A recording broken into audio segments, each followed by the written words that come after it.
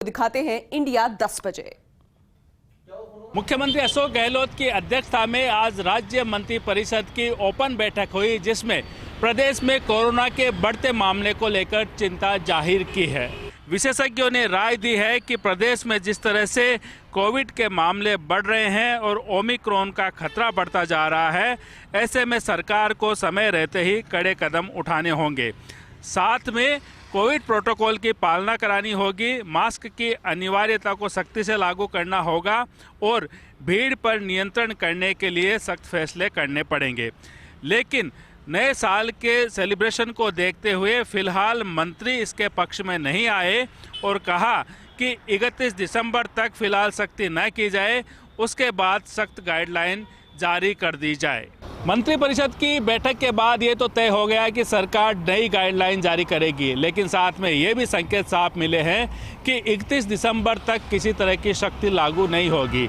लेकिन जिस तरह से प्रदेश में कोविड के मामले बढ़े हैं, उसको लेकर अगर समय रहते कदम नहीं उठाए गए तो हालात गंभीर हो सकते हैं। मालेगांव ब्लास्ट के मामले में जब एक गवाह ने एटीएस पर झूठी गवाही देने के लिए दबाव बनाने का आरोप लगाया तो बीजेपी ने इसे चुनावी मुद्दा बना लिया। फर्रुखाबाद की रैली में यूपी के सीएम योगी आदित्यनाथ ने कांग्रेस पर जमकर हमला बोला। उन्होंने कहा कि कांग्रेस ने देश में सबसे ज्यादा वक्त तक शासन किया। उस समय ये लोग बीजेपी कार्यकर्ता, नेता, आरएसएस नेता, हिंदू नेताओं को झूठे मुकदमे में फंसाने का काम करते थे। सीएम योगी आदित्यनाथ ने फर्रुखाबाद की रैली में कहा, आपने मालेगांव विस्फोट में देखा होगा, कांग्रेस की शरारत देश के खिलाफ अपराध है और कांग्रेस को माफ़ी मांगनी चाहिए। उन्होंने कहा कि कांग्रेस पहले सत्ता में थी तो आतंकियों को प्रेरित और प्रोत्साहित करती थी, ये हिंदू संगठनों पर झूठे मुकदमे दर्ज करते थे और आज जब सत्ता से बाहर हैं तो हर उस कार्य का विरोध करते हैं जो कार्य जनता के हित के लिए हो। असल में मालेगांव विस्फोट मामले के एक गवाह ने मंगलवार को अदालत में दावा किया कि उसे मुख्यमंत्री योगी आदित्यनाथ और राष्ट्रीय स्वयंसेवक संघ के 4 नेताओं के नाम लेने के लिए एटीएस ने मजबूर किया था। उस वक्त इस गवाह का बयान महाराष्ट्र एटीएस ने दर्ज किया था। गौरतलब है कि मुंबई के पूर्व पुलिस आयुक्त परमबीर सिंह उस वक्त एटीएस के अतिरिक्त आयुक्त थे। एटीएस ने 2008 के मालेगांव विस्फोट मामले की जांच की थी।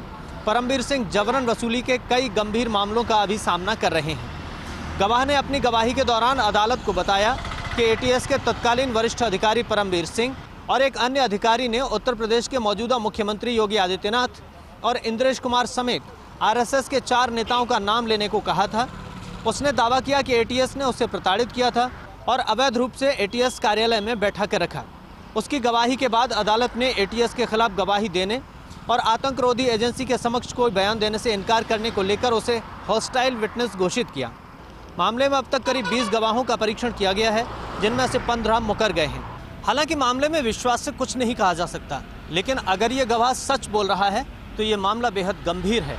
ऐसे में कई सवाल खड़े होते हैं। सवाल ये कि इस जांच को प्रभावित कौन करना चाहता था और वो कौन लोग थे जो इन नेताओं को फंसाकर हिंदू आतंकवाद का सिद्धांत गढ़ लेना चाहते थे। पीएम मोदी की रैली के दौरान दंगे की साजिश रचने के आरोप में पुलिस ने 5 समाजवादी पार्टी के कार्यकर्ताओं को अरेस्ट किया है।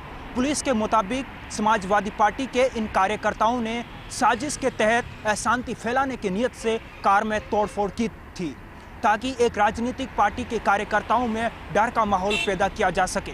इस मामले में सपा ने अरेस्ट कार्यकर्ताओं सचिन केसरवानी, अंकुर पटेल, अंकेश यादव, सुकांत शर्मा और सुशील राजपूत को पार्टी से निकाल दिया है।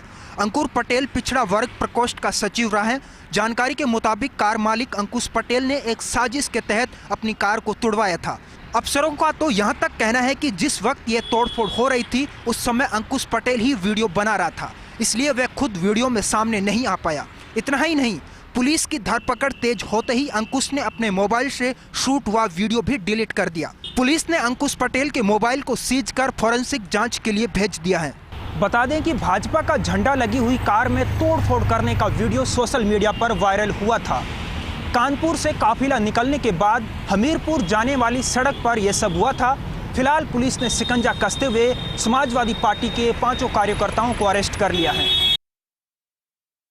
नए साल पर किसानों को प्रधानमंत्री नरेंद्र मोदी बड़ी सौगात देने वाले हैं। प्रधानमंत्री किसान सम्मान निधि योजना के तहत इस योजना की 10वीं किस्त किसानों के बैंक अकाउंट में जारी करेंगे। आपको बता दें कि 1 जनवरी 2022 को 10 करोड़ किसान परिवारों के खातों में प्रधानमंत्री खुद 20,000 करोड़ रुपए ट्रांसफर करेंगे। पीएम किसान सम्मान निधि योजना के तहत अब तक किसानों के बैंक खाते में 1,60,000 करोड़ रुपए ट्रांसफर किया जा चुका है। प्रधानमंत्री कार्यालय द्वारा जारी किए गए प्रेस रिलीज में बताया गया कि 1 जनवरी 2022 को दोपहर 12:30 बजे वीडियो कॉन्फ्रेंसिंग के होने वाले कार्यक्रम में पीएम किसान सम्मान निधि योजना के तहत प्रधानमंत्री किसानों के बैंक खाते में पैसे ट्रांसफर करेंगे। कार्यक्रम के दौरान प्रधानमंत्री 351 फार्मर प्रोड्यूसर ऑर्गेनाइजेशंस को 14 करोड़ रुपए की इक्विटी ग्रांट भी जारी करेंगे। इससे 1.24 लाख किसानों को फायदा पहुंचेगा। प्रधानमंत्री एफपीओ के साथ मुखातिब होने के साथ ही राष्ट्र को भी संबोधित करेंगे। कार्यक्रम में प्रधानमंत्री के साथ कृषि मंत्री नरेंद्र सिंह तोमर भी मौजूद रहेंगे। केंद्र सरकार इस स्कीम के तहत सालाना किसानों को 6,000 रुपए की आर्थिक सहायता देती है। मतलब 3 किश्तों में आपके अकाउंट में ये पैसा जाता है। 4-4 महीने के अंतर में 2,000 रुपया सीधे आपके बैंक खाते में ट्रांसफर किया जाता है। हाथ में चोट लगने के बाद भी मुख्यमंत्री पुष्कर सिंह धामी की बागडोर लगातार जारी है। ऐसे में वो आज खटीमा दौरे पर रहे, जहां उन्होंने जंगल सफारी का लोकार्पण किया। साथ ही मुख्यमंत्री पुष्कर सिंह धामी ने कहा कि खटीमा को पर्यटन के क्षेत्र में स्थापित करने से क्षेत्र के युवाओं को रोजगार उपलब्ध होगा। इसके लिए महत्वपूर्ण प्रयास लगातार किए जा रहे हैं। साथ ही मुख्यमंत्री पुष्कर सिंह धामी ने कहा कि वन विभाग द्वारा पर्यटन के क्षेत्र में रोजगार देने के लिए जंगल सफारी का निर्माण कराया गया है। साथ ही पुष्कर सिंह धामी अपनी पत्नी गीता धामी के साथ जिप्सी में बैठकर जंगल सफारी का भी आनंद ले रहे हैं। उत्तराखंड विधानसभा चुनाव में अब कुछ ही समय शेष रह गया है। ऐसे में प्रधानमंत्री नरेंद्र मोदी आगामी 30 दिसंबर को उत्तराखंड के दौरे में रहेंगे। इस दौरान वो हल्द्वानी में चुनावी हुंकार भरेंगे।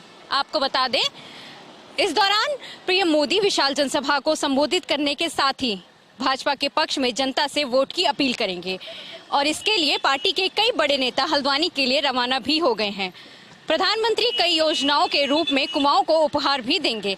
ऐसा माना जा रहा है कि पीएम मोदी 14,000 करोड़ की लागत से बनने वाली योजनाओं की आधारशिला रखेंगे, जबकि 3.5 करोड़ की योजनाओं का लोकार्पण भी करेंगे। पीएम मोदी कुमाऊं मंडल में एम्स की सैटेलाइट सेंटर का शिलान्यास भी करेंगे। इसके साथ ही कुमाऊं मंडल को 2 नए मेडिकल कॉलेज की सौगात भी देंगे। वहीं पीएम मोदी फोटो रेंज में टाइगर सफारी जोन का लोकार्पण भी करेंगे। प्रधानमंत्री नरेंद्र मोदी का कुमाऊं में ये पहला दौरा है। इस दौरान वो हजारों करोड़ की योजनाओं का लोकार्पण और शिलान्यास करने के साथ ही एक बड़ी विशाल जनसभा को भी संबोधित करेंगे। संसदीय क्षेत्र के 11 दिनों के प्रवास पर आए लोकसभा स्पीकर ओम बिरला का आज कोटा में पंचायती राज के नवनिर्वाचित जनप्रतिनिधियों की तरफ से अभिनंदन किया गया। शहर के धरणीधर गार्डन में आयोजित इस अभिनंदन समारोह में 4 विधायकों संदीप शर्मा, चंद्रकांता मेघवाल, मदन दिलावर और कल्पना देवी के अलावा बीजेपी के पंचायतराज चुनाव के प्रभारी प्रभुलाल सैनी, हीरालाल नागर और बीजेपी के जिलाध्यक्ष मुकुट नागर भी मंच पर मौजूद रहे। इस दौरान कोटा जिला परिषद के नवनिर्वाचित जिला प्रमुख मुकेश मेघवाल समेत स्थानीय प्रधानों का भी सम्मान किया गया। समारोह को संबोधित करते हुए लोकसभा स्पीकर ने गांव की सरकारी की मजबूती पर बात की तो साथ में कार्यकर्ता के कर्तव्य गिनाने का भी प्रयास किया। अभिनंदन समारोह से पहले बिरला ने लोकसभा स्पीकर कैंप कार्यालय में जन सुनवाई की और कोटा बोदी संसदीय क्षेत्र से दर्जनों की तादाद में जुटे परिवादियों से भी मुलाकात की। इस दौरान कोटा के क्रेशर बस्ती के बासिंदे भी यूआईटी की अतिक्रमण रोधी कार्रवाई से बचाने की मांग को लेकर के बिरला के पास पहुंचे। बिरला ने कैंप कार्यालय से बाहर आकर प्रदर्शनकारियों से बात की और कहा कि पूरे मामले में किसी के साथ नाइंसाफी नहीं होगी, किसी का घर उजड़ने नहीं दिया जाएगा और मैं खुद पूरे मामले में अधिकारियों से बात करूंगा। भरतपुर में भाजपा के मिशन 2023 की रखी गई नींव। भाजपा के प्रदेश अध्यक्ष सतीश पूनिया ने भरतपुर पहुंचकर राज गार्डन में ली भाजपा के अग्रिम संगठनों की बैठक। बूथ लेवल को कैसे मजबूत किया जाए उसको लेकर की गई चर्चा। प्रदेश संगठन मंत्री चंद्रशेखर भी रहे मौजूद। वहीं कल राज गार्डन में भाजपा की कार्य समिति की बैठक होगी, जिसमें भाजपा के कई केंद्रीय मंत्री, कई भाजपा के राजस्थान के दिग्गज नेता भी मौजूद रहेंगे। जिसमें बताया जा रहा है कि भाजपा की इस कार्य समिति की बैठक में एक राजनीतिक प्रस्ताव लिया जाएगा। बीकानेर में क्षत्रिय युवक संघ का कार्यक्रम आयोजित हुआ। दरअसल जयपुर में आयोजित हीरक जयंती समारोह में बड़ी संख्या में लोग जुटे थे। यहां आयोजित कार्यक्रम में छात्र प्रसाद फाउंडेशन के रेवंत सिंह पाटोदा ने शिरकत की। साथ ही साथ कई मोजिज लोग भी मौजूद रहे। बीएसएफ के डीआईजी ने भी इस कार्यक्रम में शिरकत की। कार्यक्रम को संबोधित करते हुए पाटोदा ने कहा कि हमारा संदेश केवल इतना है कि हम सबको साथ लेकर चलें, भेदभाव ना हो। और राजपूत समाज ने हमेशा सोसाइटी में एक संदेश छोड़ा है कि सबको साथ लेकर चलना है और धर्म की पालना हो, ये जरूरी है, उसी पर हम सबको काम करना है। कार्यक्रम में क्षत्रिय युवक संघ से जुड़े राम सिंह, नवीन सिंह सहित अन्य गणमान्य लोग भी मौजूद रहे। नागौर में नए औद्योगिक विकास का खाका हुआ तैयार। उद्योग मंत्री शकुंतला रावत, राजस्थान फाउंडेशन के आयुक्त धीरज श्रीवास्तव ने ऑनलाइन किया जिला स्तरीय इन्वेस्टमेंट समिट 2021 को संबोधन। 437 औद्योगिक इकाइयों में निवेश के द्वारा 2346 करोड़ से भी ज़्यादा निवेश करने के समझौतों पर हुए हस्ताक्षर।